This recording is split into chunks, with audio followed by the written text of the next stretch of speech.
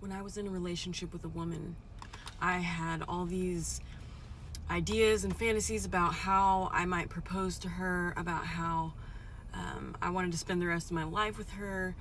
She was so beautiful, and I really looked forward to having a future with her. And then I got saved in a very radical way. And I had asked God to reveal himself to me in a way that was undeniable to me, because I knew that I would just sort of brush it off and dismiss it if there was any chance that that was possible. I knew I would. So I needed him to reveal himself in a way that I just could not deny. And when I got saved, and he did so by doing several things. One of those things is that he miraculously healed me from my mental health issues, which I had been diagnosed with depression, anxiety, bipolar disorder, PTSD, and all of it just went away. And in 1 second, it was all gone. And he also put the knowledge into my heart that Jesus Christ was Lord, and that I was not going to die from addiction, which I was struggling with at the time, and that I was going to live my life to serve him. Now, I was an atheist up until this point.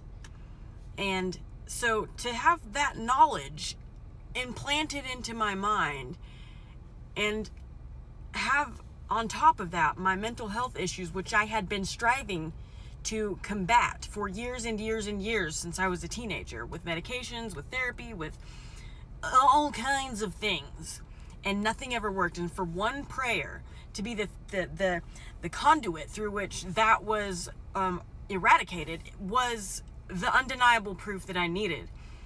I was so shocked by the outcome of that prayer that I was actually terrified.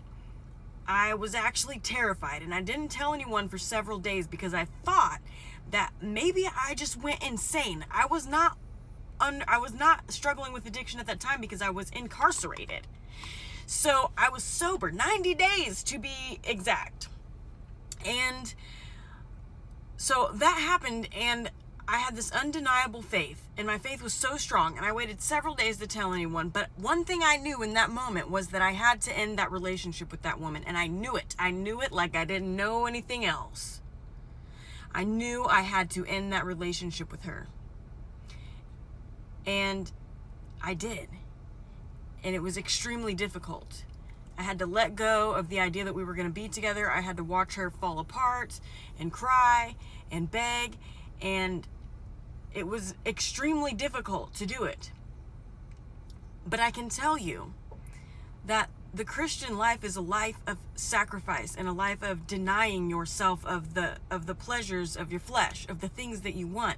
And that is the thing that shows other people that this is worth it. Because what else would make a person give up what is supposed to be, according to the world, your identity? Your identity. Because we make these things our identity. What would cause someone to give that up? Something that seems good in the eyes of man. Something that feels good according to the logic of men. What would it be? That is the reason that God has designed it that way. That we have to give up things that are so precious and dear to us, because it is a statement. It makes a statement to everyone around you.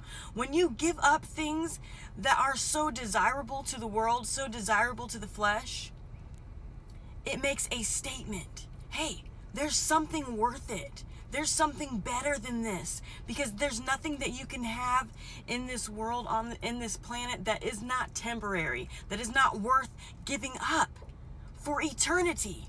It is a way that God speaks to the hearts of the people around you through you, is that you are willing to deny yourself and give up something that is so closely tied to your identity and who you are. The willingness to deny yourself and sacrifice and give up is a beautiful, beautiful gift. And in that moment, when I was released from the prison of my mind, I knew there is nothing that I will not give up to pursue the heart of the one who set me free. If he can do this, if he can free me from my own mind and give me an unexplainable peace and hope and joy in a second, What else can he do? What else is he capable of? This is a God that is worth pursuing. This is a God that is worth sacrificing for. There is nothing that I would not give up for Christ.